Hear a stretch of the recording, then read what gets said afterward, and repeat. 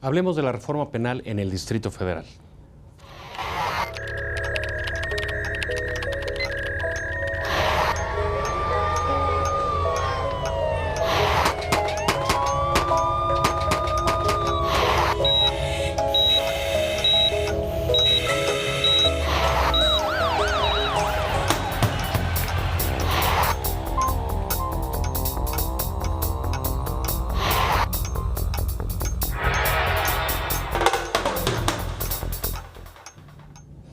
¿Qué tal, amigos y amigas? Bienvenidos a una emisión más de su programa Expediente INACIPE. En esta oportunidad tenemos un programa especial para ustedes, también es especial para nosotros.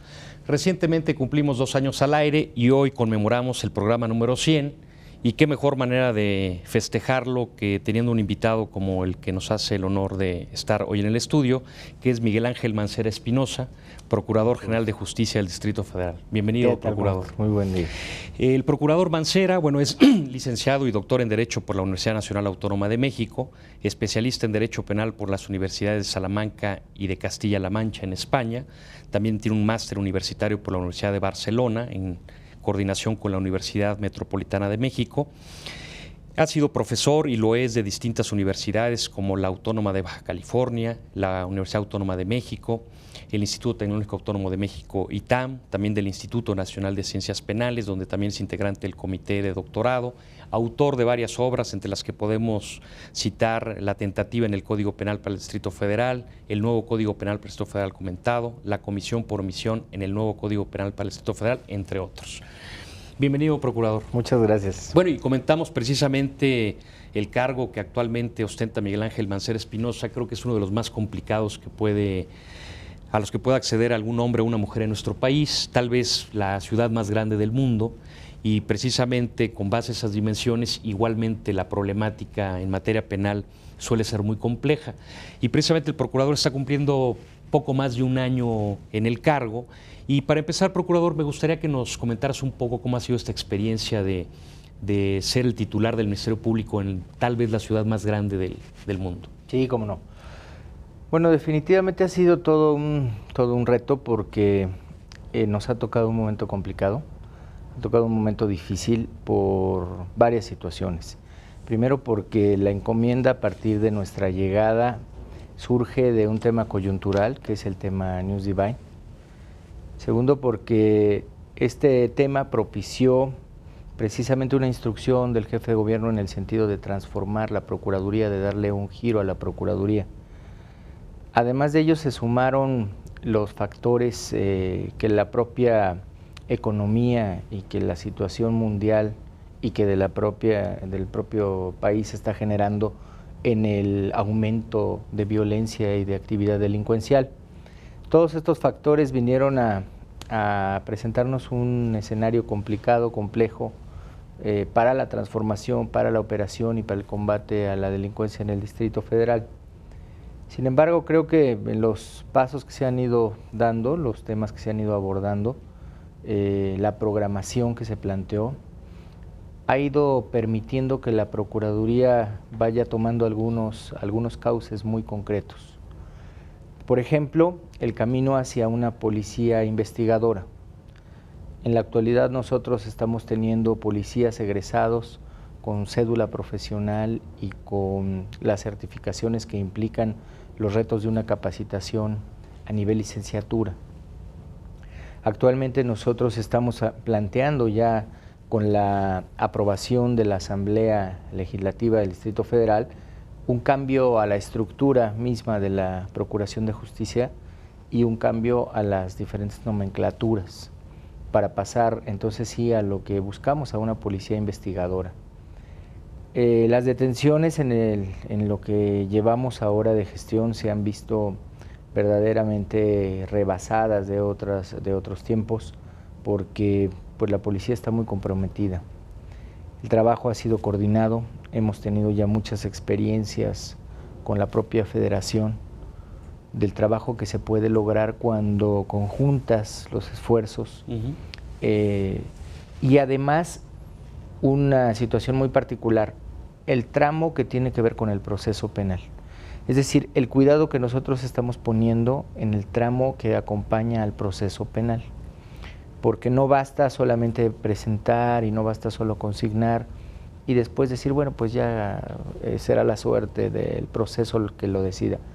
El Ministerio Público está acompañando todo lo que es la actividad jurisdiccional a fin de seguir aportando elementos, de estar pendientes, y la respuesta del Poder Judicial pues es inmediata.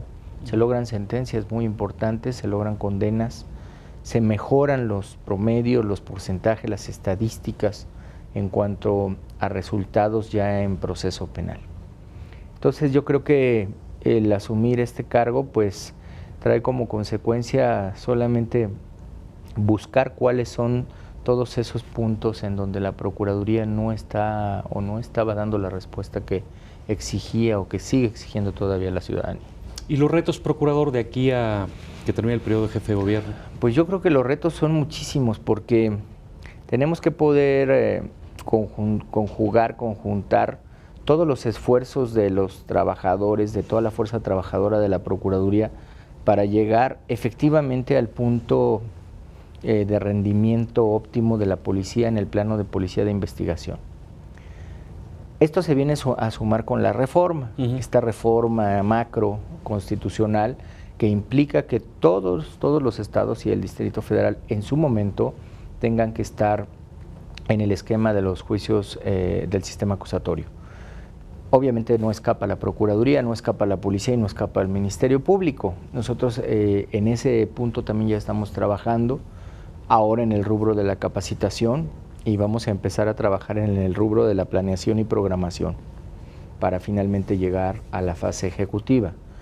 Entonces los retos son varios. Son por un lado la policía, lograr esta parte de la investigación, mejores elementos para el combate a la delincuencia, no solo desde el punto de vista humano, sino también desde el punto de vista de equipo.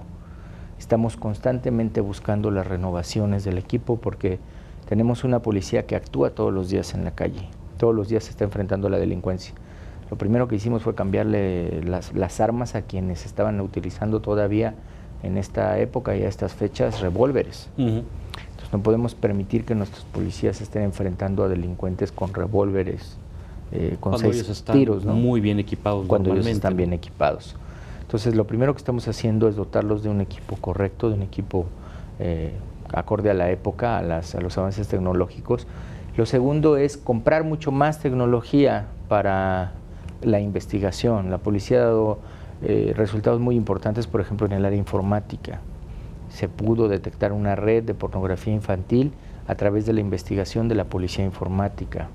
Se pudo resolver un asunto complicado que tenía que ver también con un tema de posible violación a través de la policía informática.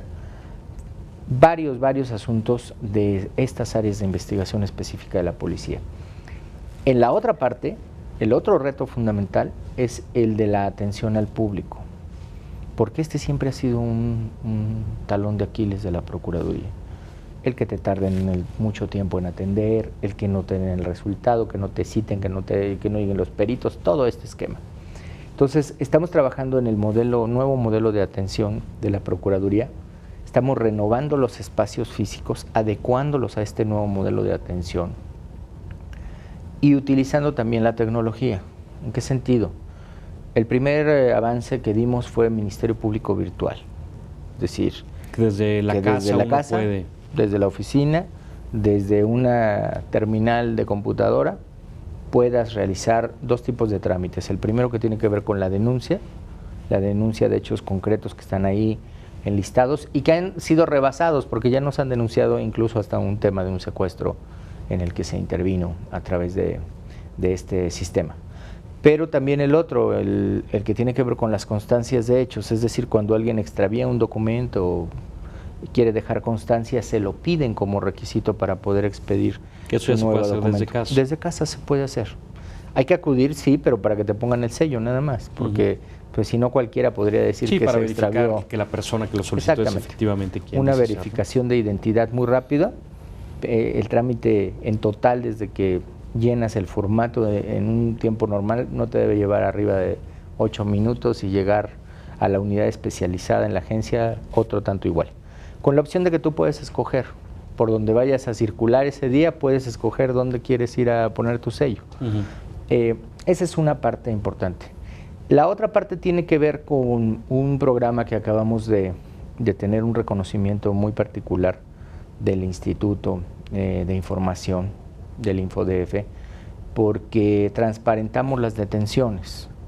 ¿Qué quiere decir esto? Quiere decir que cuando las personas lleguen a la agencia del Ministerio Público, habrá una pantalla y en esa pantalla refiere quiénes están detenidos, cuáles son los hechos que les están atribuyendo y cuál es el tiempo en el que será resuelta su situación jurídica a través de un control de conteo regresivo en una pantalla. ¿Ya están las pantallas o está...? Ya están las pantallas de inicio, todavía no en todas, porque las cuestiones presupuestales y económicas no lo han permitido, pero ya estamos operando en cuando menos 12 de las primeras y estamos por ampliar más o menos a unas 36 agencias más hasta poder tener toda la cobertura. Imagino que vía la página internet de la Procuraduría se puede tener el de todas las agencias.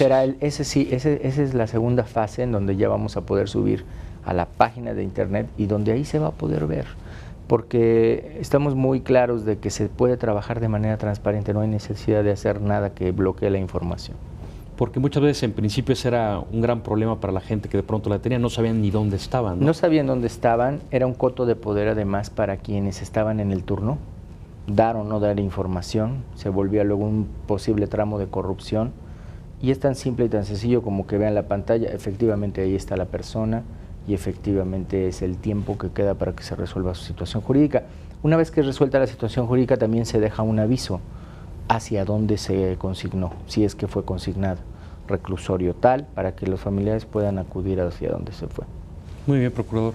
Uno de los temas de mayor relevancia es uno que ya comentaba, que tiene que ver con la reforma penal, que finalmente en junio del 2008 se da la reforma macro a nivel constitucional, con esta vacatio legis de 8 años, que ya va 1, quedan 7, a efectos de que todas las entidades federativas vayan incorporando o incorporen finalmente el sistema penal acusatorio.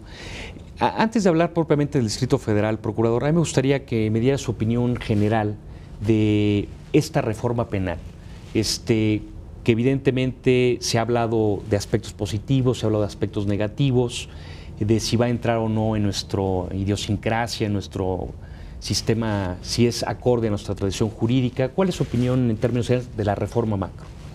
Bueno, lo que nosotros vemos en la reforma macro son dos aspectos. Uno que tiene que ver con el interés claro de que se instaure en nuestro país el sistema acusatorio, no de manera pura como en algunos otros países, un sistema acusatorio digamos mixto, en donde todavía se conservan instituciones como la detención del Ministerio Público, las retenciones, no tenemos un Ministerio Público autónomo todavía, pero bueno, la intención que advierto yo es que se pueda plantear el juicio, el procedimiento penal a la manera del sistema acusatorio, donde tengas el principio de contradicción, donde opere la inmediación, la inmediatez y todos estos principios que tienen que ver con el sistema. La otra parte de la reforma constitucional tuvo que ver con la constitucionalización de todos los temas de delincuencia organizada.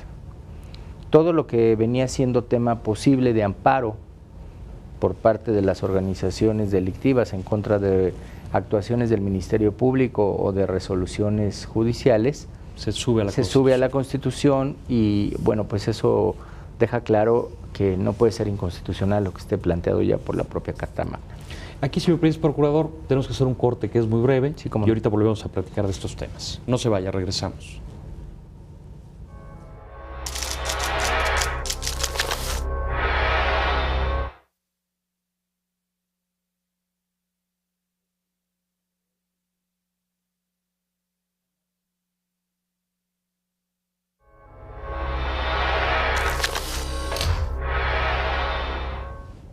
Muy bien, regresamos. Gracias por continuar con nosotros. Recuerde que nos interesan mucho sus comentarios, opiniones, sugerencias, las cuales esperamos en expediente.inacipe@inacipe.gov.mx o bien llámenos al 54 87 1500 a las extensiones que ahora aparecen en su pantalla.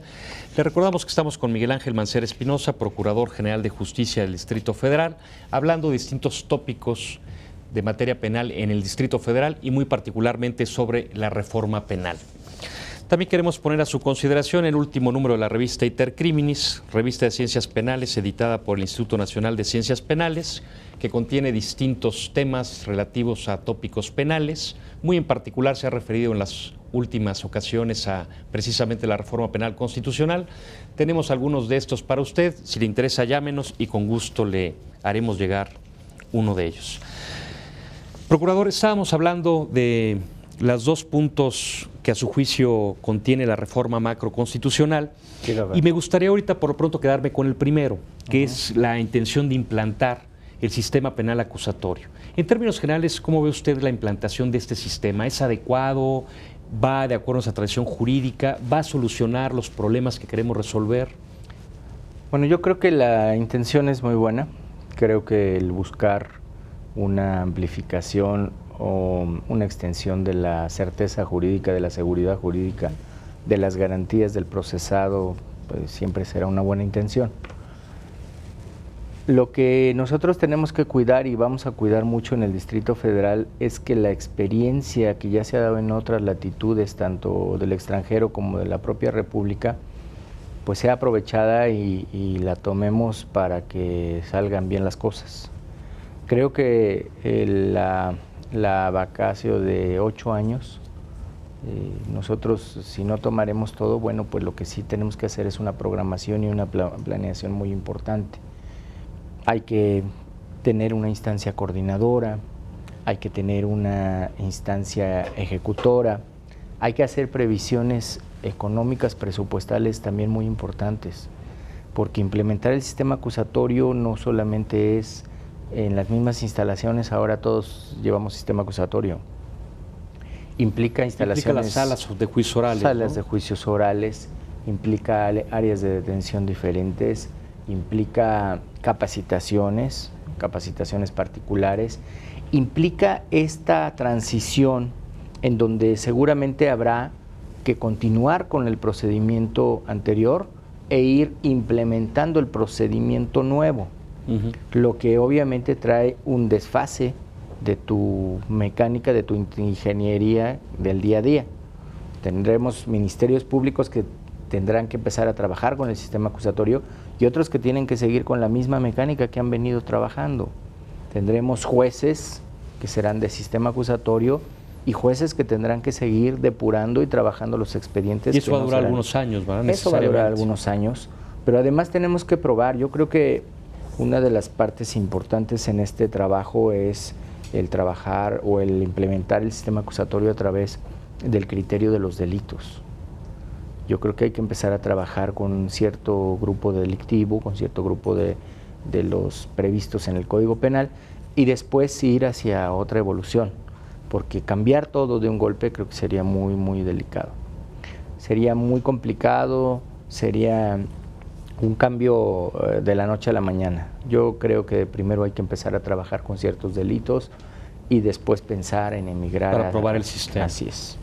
Procurador, mencionaba algo relevante en el primer tramo que era la policía investigadora. Sí, Rafael. De alguna manera ya se estableció ahora que la policía va a investigar bajo la conducción jurídica del Ministerio Público. Digo, ya por lo pronto se dijo que la policía va a investigar.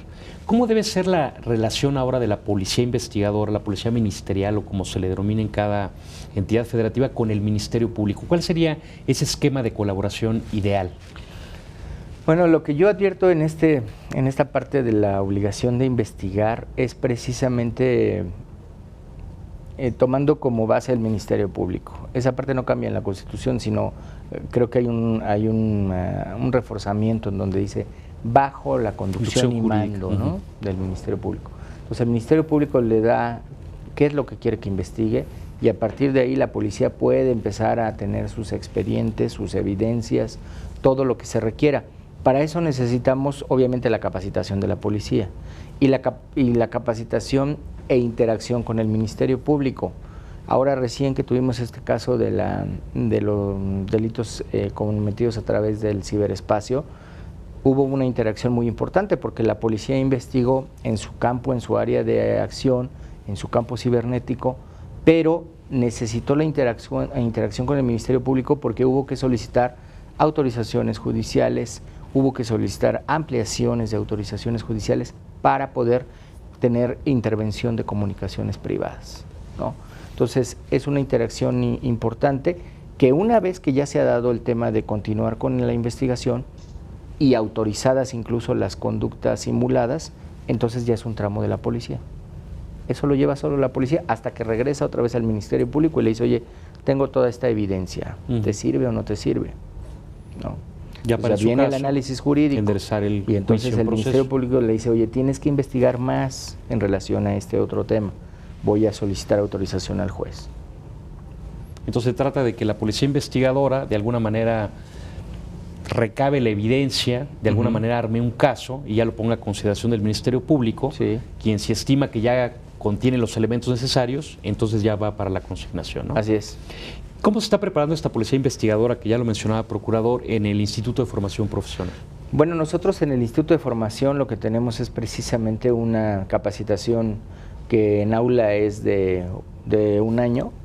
Son los créditos que se marcan en un programa que tiene una serie de materias, tanto de derecho penal como de derechos humanos, como las materias propias policíacas, materias que tienen que ver con el campo de investigación como es la criminalística, materias que tienen que ver obviamente con la práctica diaria también del policía, capacitación física, tiro, etcétera. Y después son prácticamente 2 años que siguen en la capacitación ya práctica, una etapa final de acompañamiento con policía y después ya egresan. Además de que se les está dando otro rango al reconocer sus estudios, ¿no? Dice que un rango de licenciatura, sí, técnicos profesionales en investigación policial, que además es reconocido por la Secretaría de Educación Pública y egresan con una cédula profesional. Digo, porque es una forma de ir dignificando también la policía, ¿no? Digo, se hace un esfuerzo salarial, pero también por que tengan una preparación que eventualmente sea también sólida y respaldada, ¿no? Exiges preparatoria para ingresar. Y durante estos 2 años, Procurador, ¿les dan alguna beca o algo? Sí, bueno, durante estos 2 años ellos tienen ahí una serie de beneficios durante toda la instancia, durante sus alimentos, sus uniformes, a fin de generar de verdad un compromiso de los aspirantes. Tenemos ahora la experiencia de aumento de aspirantes, los requisitos se han ido poniendo cada vez más estrictos, tenemos que cumplir además con todos los parámetros que se marcan en las disposiciones federales, porque ahora tenemos que estar con este tema de la certificación, ¿no? Contar con esa policía que sea una policía certificada. Estupendo. Bueno, esa es la parte del Ministerio Público y la policía investigadora en la parte de la averiguación previa. Pero también oímos, Procurador, que se apuesta a que el éxito de la reforma para instaurar el sistema penal acusatorio también descansa en gran medida en sistemas alternos para resolver los conflictos. Lleva la mediación, conciliación, principio de oportunidad y una serie de figuras que se supone que van a hacer que lleguen los menos asuntos a juicio. ¿Tú cómo miras estos sistemas alternos? Bueno, aquí lo que hay que tener cuidado, Rafael, creo yo, es de no abusar de los sistemas alternos. O sea, el sistema acusatorio puede caer en un vicio si todo lo quiere solucionar con sistemas alternos, porque los sistemas alternos lo que te generan es que tú capturas al probable responsable y no lo ingresas al sistema penal, sino de inmediato lo conectas con un sistema alterno de solución de conflicto y lo regresas a la sociedad. Entonces, está bien para algunos asuntos, está bien para algunos temas, pero no puedes manejarlo para todos. O sea, no puede ser el común denominador. ¿Serían básicamente patrimoniales? Hay que hacer una selección muy particular, hay que ver cuáles realmente pueden entrar a este sistema, pero lo que no se puede hacer incluso es que todos los que cayeran en ese supuesto, como se ha dicho, por ejemplo, los robos que sean muy menores, bueno, depende. Porque nosotros tenemos casos de robos muy menores, pero de un señor que todos los días se sube y todos los días le roba. Todos los días comete delitos menores. Todos los días hace lo mismo, entonces tampoco podemos hacer esa distinción así. Si tenemos una persona que es primo delincuente, si tenemos una persona que no ha tenido algún otro tipo de experiencia o de conflicto, digamos, con la sociedad, bueno, pues puede ser diferente, ¿no? Pero no podríamos tener, por ejemplo, solamente los parámetros de cuantías o cuestiones así. Por eso creo que estos sistemas alternativos funcionan bien para algunos casos. Llega a haber algún supuesto de lesiones en riña, etcétera, ¿no? Y entonces sí lo compones y reconstruyes el tejido social quizá ahí entre dos vecinos que tuvieron una desavenencia y lo terminas en una salida alternativa. Lo que no puedes ir es contra aquellos delitos que están afectando a la sociedad de manera indiscriminada, a las salidas alternativas. Nosotros ya estamos trabajando con el Tribunal Superior de Justicia del Distrito Federal en el tema de la mediación. Estoy cierto que será algo obligatorio cuando esté el sistema acusatorio, la conciliación, obviamente las suspensiones de procedimiento, que será algo que habrá que revisar, y el principio de oportunidad. Estoy también cierto que tendremos que trabajar con un principio de oportunidad perfectamente reglado, ¿no? Establecido en ley, para qué casos sí, para qué casos no, porque si no, tú le das al Ministerio Público un poder. Sí, sería una potestad enorme. Gigante. Entonces, ya está trabajando la Asamblea, el Tribunal y la Procuraduría, el Ejecutivo local en ese será el trabajo inicial. Digamos, en los temas de capacitación ya se ha insistido mucho, porque nosotros ya tenemos el tema de los adolescentes en conflicto con la ley, y una de las vertientes es el sistema acusatorio, ahí implementado. Sin embargo, ahora lo que tenemos que ocuparnos es de la creación de esta instancia de coordinación con todos estos actores. Y otra parte de la instauración del sistema penal acusatorio en este repaso a vuelo de pájaro, procurador, es la de los famosos juicios orales, que es tal vez la parte que más se identifica. Estamos en el supuesto que finalmente se consigna el asunto, hay una suerte de audiencias preliminares que preparan precisamente esa audiencia, que es la que ubicamos en películas y eventos de esa naturaleza. ¿Este tipo de juicios cómo los mira el procurador del Distrito Federal? Bueno, estoy seguro que serán asuntos en donde las leyes secundarias nos dirán cuáles serán las reglas finales, porque aún no sé si vamos a tener juicios orales colegiados, si vamos a tener con 3 magistrados o con 3 jueces o 3 partes de la parte de justicia, de la parte del judicial, o bien vamos a tenerlos con un juez de juicio oral. No lo sé todavía, pero lo que sí estoy seguro es que lo que llegue ahí a justicia oral, bueno, pues habrá de ser una experiencia nueva, tanto para la parte de la Fiscalía o de la acusación o Ministerio Público, como la parte de la defensa y los mismos actores que participen ahí, es decir, la parte acusadora, los testigos, los peritos. Todo será algo que será vaciado, que será desahogado en esa audiencia principal, y que serán los que participen en ella los que tengan ese conocimiento directo que advierte el propio sistema no debe haber sido desahogado antes, sino hasta llegar a esa audiencia. Esa es una de sus cosas interesantes, así ¿no? es. Que el juez por primera vez va a conocer el asunto. Primer contacto. Y además que siempre va a estar el juez, ¿no? Que es otra cosa muy importante. Siempre por la inmediación. Y servirá para transparentar. Esa es la idea, transparentar, dar seguridad jurídica.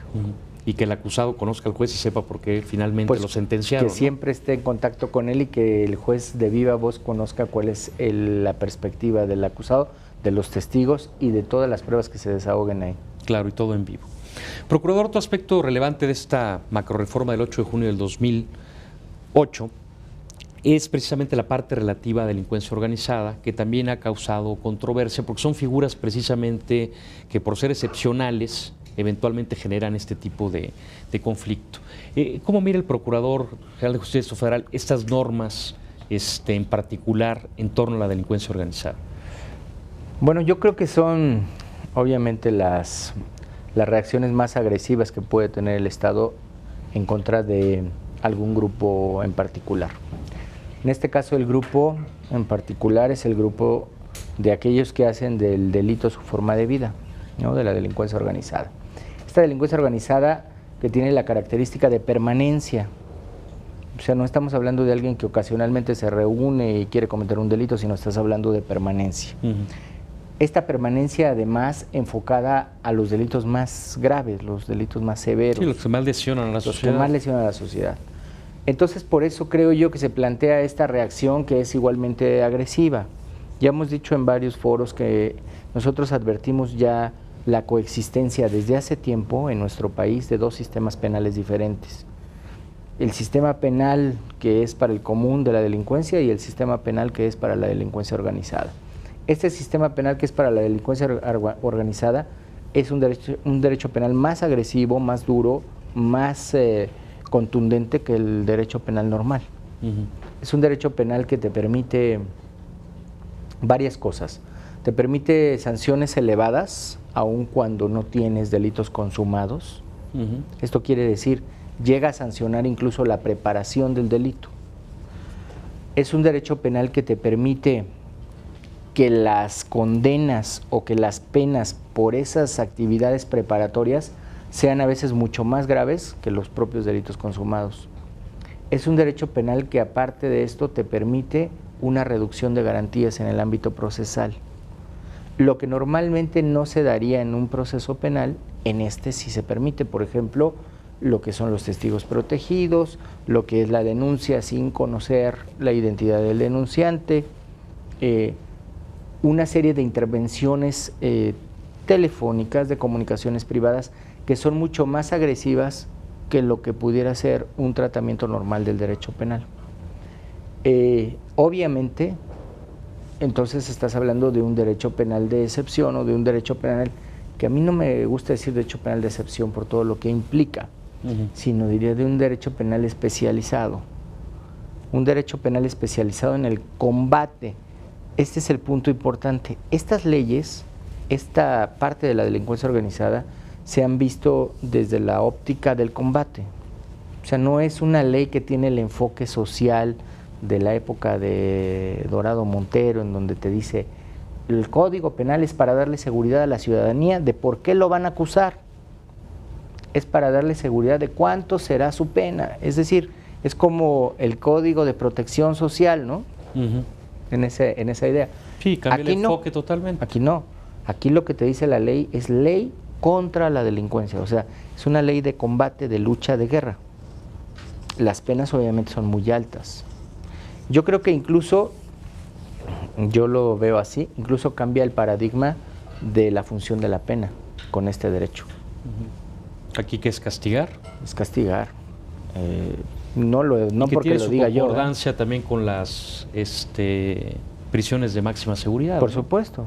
O sea, una pena... Donde se antoja que más bien la finalidad es castigar y no rehabilitar. A una persona de estas, cuando le aplicas una pena de 40 años de prisión o 50 años de prisión, pues difícilmente vas a tener la perspectiva de reinsertarlo socialmente otra vez, ¿no? Entonces, son, la verdad, mucho más agresivos. Te permite que con un expediente que tú hayas formado puedas seguir capturando a otras personas sin tener que acreditar ya nada más, porque tienes la base para acreditar que existe la delincuencia organizada.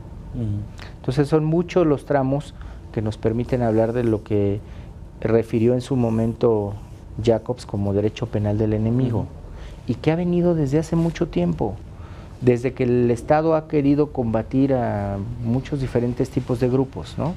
Esa es un poco su génesis, que ya lo platica Zaffaroni en alguna obra, cuando te dice, bueno, pues alguna vez el objetivo fue acabar con la brujería y se combatió a las brujas con algunas disposiciones muy particulares, o fue el tema nazi, ¿no?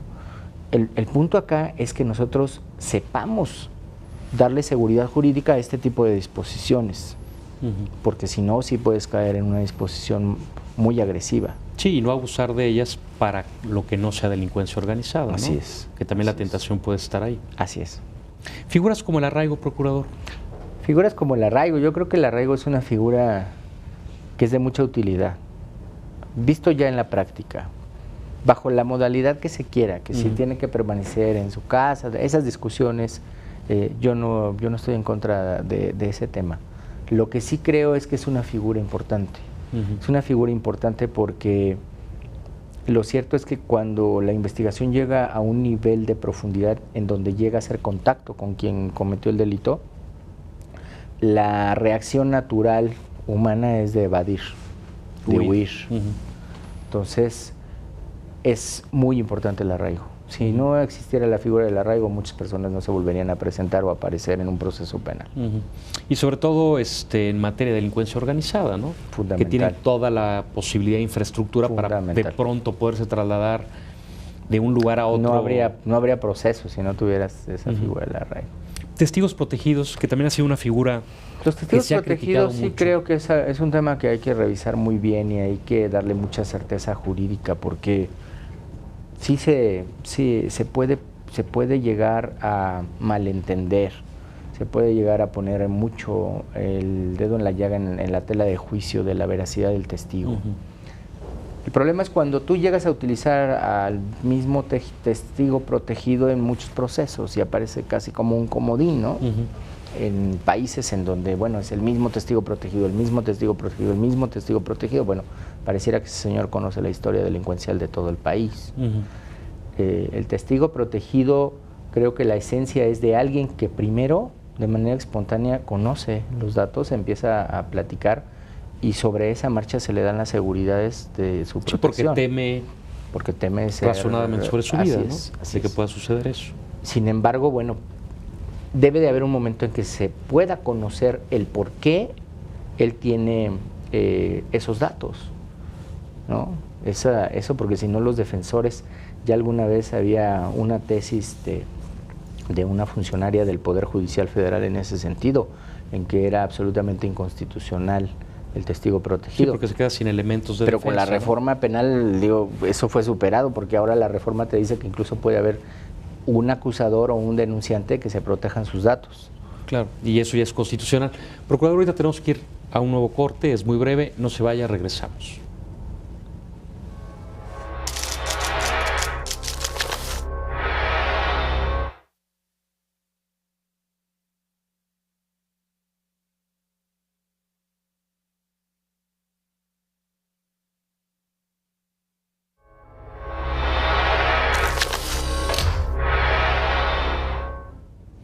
Muy bien, regresamos. Gracias por continuar con nosotros. Les recuerdo que estamos hablando con Miguel Ángel Mancera Espinosa, Procurador General de Justicia del Distrito Federal, y hablando sobre la reforma penal en general y en particular en el Distrito Federal.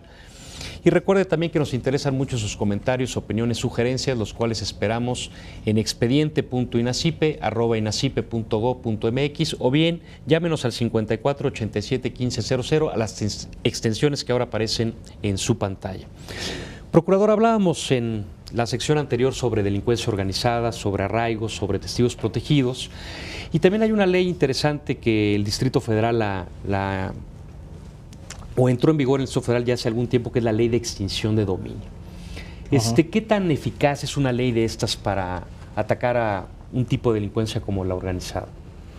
Bueno, yo creo que es una parte fundamental, la parte fundamental en donde el Estado hace frente a la delincuencia organizada, pero también la debilita porque tradicionalmente se detiene a sus integrantes, se detiene quizá a alguno de sus ejecutores, pero no se ataca la fuente de financiamiento, es decir, de donde están proveniendo todos sus recursos, de donde está proveniendo. O sea, los agarramos, los encarcelamos, pero el poder económico sigue allá afuera en algún lado. Y entonces los que se quedan con ese poder económico pueden reorganizarse, se reorganizan y siguen operando.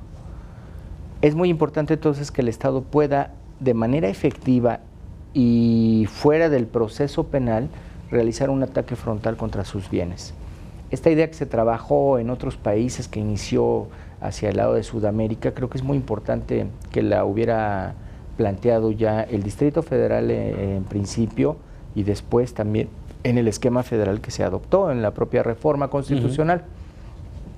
Yo creo que en la experiencia que tenemos hasta este momento, es algo que da seguridad jurídica, porque se criticó mucho si se trataba de un procedimiento que venía a atacar indiscriminadamente la propiedad contra cualquier persona. No, se plantearon casos muy concretos en el Distrito Federal. Por ejemplo, ¿quién tiene esa circunstancia, Procurador? ¿Qué les podremos decir? Nosotros solamente tenemos legalmente la posibilidad de actuar en contra de aquellos que sus bienes los destinen para actividades que tienen que ver con el delito de secuestro, o aquellos que sus bienes los destinen para actividades que tienen que ver con el delito de trata de personas, o finalmente el robo de vehículos. Solamente esos tres. No obstante que nuestra ley prevé el tema de la delincuencia organizada, hemos optado por no atacar hacia allá, porque la reforma federal lo que plantea ahora es que la delincuencia organizada será un tema exclusivamente de la federación. Entonces nos estamos abocando precisamente a secuestro, robo de vehículo y trata de personas. Tenemos ya un asunto con el de trata de personas, en donde estamos buscando la extinción de dominio de 2 hoteles, que fue un asunto muy importante, donde tuvimos muchas detenciones y mujeres que fueron rescatadas de esta red de trata de personas. En los casos de secuestro tenemos ya en estudio también varios que se están planteando, y de robo de vehículo también, un inmueble que se ocupaba exclusivamente para, como se dice en el argot, para enfriar los coches que habían sido previamente robados. En la ley de extinción de dominio del Distrito Federal, ¿esta acción se desarrolla de manera paralela a la penal y de manera independiente? De manera independiente hay que formar un expediente. El Ministerio Público tiene que, con la averiguación previa, con el proceso penal que lleva a cabo, tiene que formar un expediente. Este expediente le permite realizar un estudio previo a través de una comisión en donde participa Consejería Jurídica y participan varias instancias. Si se considera que es apto para lograr la extinción de dominio o encaminar para intentar una acción, entonces hay que hacer una demanda por la vía civil. Pero digamos, no lo decide nada más el MP, sino este grupo colegiado. Exactamente. Hay que hacer una demanda civil y hay que actuar como cualquier actor, es decir, a instancia de parte, y hay que estar con el impulso procesal, se apersona el Ministerio Público, y es un juez civil, un juez de lo civil del Distrito Federal, el que analiza si se vuelve procedente o no todo este actuar del Ministerio Público para finalmente llegar a una extinción de dominio. Parte fundamental son los emplazamientos y notificaciones iniciales, donde hay que encontrar a los propietarios de esos bienes inmuebles. Ahora, esto de encontrar a los propietarios no dificulta las cosas, porque pensamos que es un delincuente jefe de una banda, pues digo, si no se le puede... Dificulta, pero los instrumentos civiles llegan hasta el edicto. Entonces, cuando ya llegamos a los edictos, bueno, pues... pero entonces se valdría el caso del edicto. Sí, sí, por supuesto, porque de este procedimiento es supletorio el Código de Procedimientos Civiles, ¿no? Entonces, tenemos algunas directrices que hacen un juicio, digamos, sumario, pero con la suplencia del Código de Procedimientos Civiles. O sea, podemos ser tan sumarios como si hubieran completado las fases de un procedimiento civil en todo el sentido de la palabra. Claro. Ahora, procurador, aquí es la figura ad hoc, porque yo recuerdo, no sé, tal vez hace un par de años, con motivo de unos predios en Tepito que se consideraban que eran delincuentes, se optó por la figura de la expropiación, pero porque todavía no existía la extinción de dominio. Así es. Entonces, digamos, es la figura ad hoc para eso, ¿no? Esta es una figura ad hoc para este tema. Creo que es lo que ahora en la Procuraduría y en esta administración tendremos que estar dando la pelea, y tendremos que estar viendo no solamente bienes inmuebles. En este caso tenemos afectados vehículos y tenemos afectados incluso también lo que sería efectivo. Y además, cuando se obtiene la extinción, ya es propiedad del gobierno federal. Es propiedad del Distrito Federal. Y se puede disponer de y ellos. Está desvinculado del proceso penal, porque aquí el riesgo es que se inicie un proceso penal, que se tenga un bien asegurado y que pudiera fallecer en ese tramo el delincuente. Porque entonces se extingue la acción penal y se extingue el aseguramiento. Aquí es independiente. Aquí es independiente. El delito ya se dio, ya se cuenta con probable responsabilidad, con cuerpo del delito, y con ese tramo se puede seguir el Estado hasta concluir. Procurador, esto en cuanto a delincuencia organizada. A mí me gustaría ahora tocar alguna parte de la Procuraduría que me parece que es una parte fundamental, que muchas veces es poco conocida, que es la de los distintos servicios que tiene la Procuraduría General de Justicia Federal en torno a las víctimas o ayuda de público en general para personas desaparecidas y circunstancias de esta naturaleza. ¿Nos puede hablar de esos servicios para que los conozca la gente? Claro, la Procuraduría tiene un área que es el área de atención a víctimas, y tiene diferentes enfoques y diferentes áreas especializadas. Es decir, cuando nosotros tenemos la noticia de un delito o la noticia de algún hecho que afecta a la sociedad, entonces estas áreas empiezan a trabajar para ver ¿Cuál de ellas puede tomar participación? Tenemos, por ejemplo, el Centro de Personas Extraviadas. Si hay algún tema que tiene que ver con alguien que no aparece en su domicilio, que lleva algunas horas de extravío o que lleva algún día de extravío, entonces esta área toma el asunto la que y como capea, empieza a buscar cómo ayudar, cómo analizar los posibles lugares en donde pudiera estar esta persona. Se toma conocimiento y se mantiene un contacto permanente. Tenemos otras áreas en atención a víctimas que tienen que ver, por ejemplo, con las violencias de ataques sexuales. Cuando hay alguna víctima de ataque sexual, hay un área especializada de la Procuraduría que toma ese asunto y entonces empieza a dar apoyos psicológicos, apoyos terapéuticos y apoyos también de dictámenes periciales muy específicos. Hay otra área que tiene que ver con el área de asesoría jurídica a víctimas. Es decir, ahí lo que tenemos son los abogados victimales que van acompañando durante todos y cada uno de los tramos. ¿Así les denominan abogados victimales? Abogados victimales, sí. Incluso ahora que tenemos la ley que busca erradicar la violencia en contra de las mujeres, en la propia ley se habla de abogados victimales, entonces nosotros tenemos abogados victimales que son los que acompañan a las mujeres en todo este tema de la denuncia, en el tema de las medidas provisionales, hasta que el juez las decreta y hasta que son aplicadas. Y es para el caso de violencia contra las mujeres, para ese tipo de delitos. Así es. Y obviamente también tenemos el acompañamiento victimal para los menores, para los niños, ¿no? Todas estas áreas vienen y participan en otro tema bien importante que es el de la prevención del delito. La prevención del delito ahora lo estamos manejando con el área de participación ciudadana, esta área de participación social de la Procuraduría, lo que hace es que va a las escuelas, o sea, nosotros vamos a las escuelas, damos pláticas que tienen que ver con drogadicción, pláticas que tienen que ver con los temas de delitos sexuales, y estamos llevando exhibiciones de nuestros grupos, de nuestro grupo de intervención, exhibiciones de cómo es que estamos trabajando, cómo es la política de la denuncia, el Ministerio Público Virtual. Y ahora un ejercicio más que planteamos en esta administración, que es la salida de la Procuraduría hacia las diferentes delegaciones. Le hemos llamado Expo Procuraduría. Consiste en tener prácticamente todas las áreas principales de la Procuraduría y llevarlas a las diferentes delegaciones. Previo a este tema electoral que nos vino a limitar y preferimos ya no hacer estas expos, ya habíamos abarcado prácticamente todas las delegaciones del Distrito Federal, llevando los servicios. ¿Y se retoman ahora después de elecciones? Ahora vamos a retomar. ¿Es para que la gente conozca qué hace y cómo funciona la Procuraduría? ¿Qué hace? ¿Quiénes son los actores? O sea, porque nosotros vamos con los fiscales. ¿Qué es lo que hace cada uno de ellos? ¿Cuál es la información que tiene? ¿Cómo se pueden contactar? ¿Cómo pueden dar seguimiento? Tenemos una audiencia pública cada vez que llevamos esto a Expo Procuraduría, que desde las 10 de la mañana hasta las 3 de la tarde está recibiendo todo lo que tiene que ver con esa demarcación.